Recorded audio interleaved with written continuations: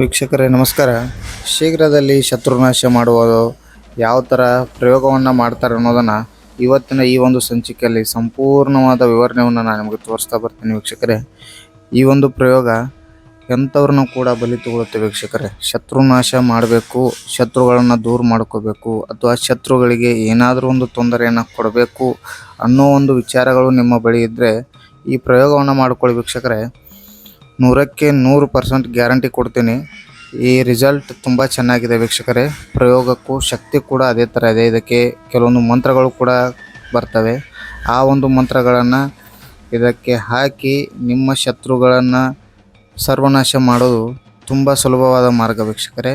ನಾನು ತೋರಿಸುವಂಥ ಅಷ್ಟೂ ವಸ್ತುಗಳನ್ನು ಒಂದು ಮಡಿಕೆಯಲ್ಲಿ ಹಾಕಬೇಕು ವೀಕ್ಷಕರೇ. ಒಂದು ಯಂತ್ರ ತೋರಿಸಿದ್ದೀನಿ ವಿಡಿಯೋ ಮೊದಲೇ.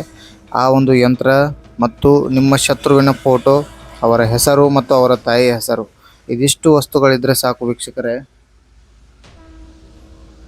20-30 ವರ್ಷಗಳಿಂದ ನಿಮಗೆ ತೊಂದರೆ ಮಾಡ್ತಾ ಇದ್ದರೂ ಸಹ ಅಂಥವರನ್ನು ಬಲಿ ತಗೊಳುತ್ತೆ ವೀಕ್ಷಕರೇ ಈ ಒಂದು ಪ್ರಯೋಗ.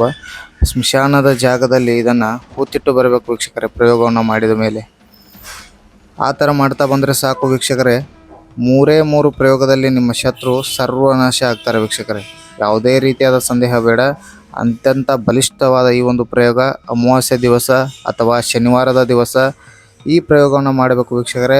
ಮಾಡುವ ಸಂದರ್ಭದಲ್ಲಿ ಯಾರೂ ಇಲ್ಲದ ಸ್ಥಳದಲ್ಲಿ ಕುಳಿತುಕೊಂಡು ಈ ಒಂದು ಪ್ರಯೋಗವನ್ನು ಮಾಡಬೇಕು ವೀಕ್ಷಕರೇ. ಮತ್ತೊಬ್ಬರ ಕಣ್ಣು ಈ ಪ್ರಯೋಗದ ಮೇಲೆ ಬೀಳಬಾರ್ದು. ನಾನೇನು ತೋರಿಸ್ತಾ ಇದ್ದೀನಿ ನೋಡಿ, ಎಷ್ಟೋ ಜನರ ಒಂದು ಈ ಪ್ರಯೋಗ ಆಲ್ರೆಡಿ ನನ್ನ ಹತ್ರ ಕೆಲಸಗಳು ಬಂದಿದ್ದಾವೆ. ಆ ಕೆಲಸವನ್ನು ನಾನು ನಿಮಗೆ ವಿಡಿಯೋ ರೂಪದಲ್ಲಿ ಕೆಲವೊಂದು ಸೀನ್ಗಳನ್ನು ಮಾತ್ರ ತೋರಿಸ್ತಾ ಇದ್ದೀನಿ. ಸಂಪೂರ್ಣವಾದ ಮಾಹಿತಿ ವಿಡಿಯೋದಲ್ಲಿ ಕೊಡೋಕ್ಕಾಗೋದಿಲ್ಲ. ಅವರ ಫೋಟೋ, ಅವರ ಹೆಸರು, ಅವರ ತಾಯಿ ಹೆಸರು, ಇದಿಷ್ಟು ನಿಮ್ಮ ಬಳಿ ಇದ್ದರೆ ಸಾಕು ವೀಕ್ಷಕರೇ. ನಿಮ್ಮ ಶತ್ರುವನ್ನು ಸಂಪೂರ್ಣವಾಗಿ ನಾಶ ಮಾಡ್ಬೋದು ವೀಕ್ಷಕರೇ. ತುಂಬ ತೊಂದರೆ ಕೊಡ್ತಾ ಇದ್ದಾರೆ ಗುರುಗಳೇ. ವ್ಯಾಪಾರ ಮಾಡೋಕ್ಕೆ ಬಿಡ್ತಾ ಇಲ್ಲ, ಮನೆಯಲ್ಲಿ ಇರೋಕ್ಕೂ ಬಿಡ್ತಾ ಇಲ್ಲ. ಇವರಿಂದ ತುಂಬ ಕಿರಿಕಿರಿಗಳಾಗ್ತಾ ಇದ್ದಾವೆ, ತೊಂದರೆಗಳನ್ನ ಮಾಡ್ತಾ ಇದ್ದಾರೆ, ವಿನಾಕಾರಣ ಸಮಸ್ಯೆಗಳು ಉಂಟಾಗಿದೆ. ಗಂಡ ಹೆಂಡತಿ ಮಧ್ಯೆ ಇಲ್ಲ ಸಲ್ಲದ ಆರೋಪಗಳನ್ನ ತಂದಿಡ್ತಾ ಇದ್ದಾರೆ ವೀಕ್ಷಕರೇ. ಅಂಥವರು ಈ ಪ್ರಯೋಗಗಳನ್ನ ಮಾಡ್ಕೊಂಡ್ರೆ ಸಾಕು ವೀಕ್ಷಕರೇ. ಅವರ ಶತ್ರುಗಳನ್ನ ಸಂಪೂರ್ಣವಾಗಿ ದೂರ ಮಾಡಬಹುದು. ಈ ಪ್ರಯೋಗದಲ್ಲಿ ಕರಿ ಉದ್ದು ಈ ಕಾಳುಗಳನ್ನು ಏನು ತೋರಿಸಿದ್ದೀನಿ ನೋಡಿ, ಈ ಕಾಳುಗಳನ್ನು ನೀವು ಕಂಪಲ್ಸರಿ ಹಾಕಲೇಬೇಕು ವೀಕ್ಷಕರೇ. ಯಾಕಂದರೆ ಇದರ ಪ್ರಭಾವ ಶತ್ರುವಿನ ಮೇಲೆ ಸಂಪೂರ್ಣವಾಗಿ ಬೀಳುತ್ತೆ ವೀಕ್ಷಕರೇ. ಇದಷ್ಟೇ ಅಲ್ಲ, 12 ತರಹದ ವನಸ್ಪತಿಗಳನ್ನು ಹಾಕಬೇಕು ವೀಕ್ಷಕರೇ.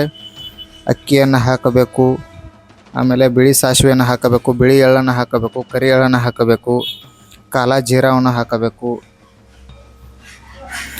ಹಾಗೆ ಗುಲಾಲು ಮತ್ತು ಕುಂಕುಮ ಅರಿಶಿನ, ಇನ್ನೂ ಕೆಲವೊಂದು ವನಸ್ಪತಿಗಳಿದಾವೆ ವೀಕ್ಷಕರೇ. ಅಂತಹ ವನಸ್ಪತಿಗಳನ್ನ ಹಾಕಿ ಅವರ ಮೇಲೇ ಸಿದ್ಧಿ ಮಾಡಬೇಕು. ನೀವು ಯಾರನ್ನು ಸರ್ವನಾಶ ಮಾಡಬೇಕಾಗಿದೆಯೋ, ಯಾರನ್ನು ದೂರ ಮಾಡ್ಕೋಬೇಕಾಗಿದೆಯೋ ಅಂಥವರನ್ನು ನಿಮ್ಮ ಬುದ್ಧಿಶಕ್ತಿಯಲ್ಲಿ ನೆನಪಿನಲ್ಲಿ ಇಟ್ಕೊಂಡು ಮಂತ್ರವನ್ನು ಪಠಣ ಮಾಡುತ್ತಾ ಈ ಥರ ಮಡಿಕೆಯನ್ನು ಕಟ್ಟಿ ಮಂಡಲವನ್ನು ಏನು ಹಾಕಿದ್ದೀನಿ ನೋಡಿ, ಈ ಥರ ಮಂಡಲದ ಪ್ರಯೋಗದ ಮಧ್ಯೆ ಆ ಮಡಿಕೆಗಳನ್ನ ಇಡಬೇಕು ವೀಕ್ಷಕರೇ.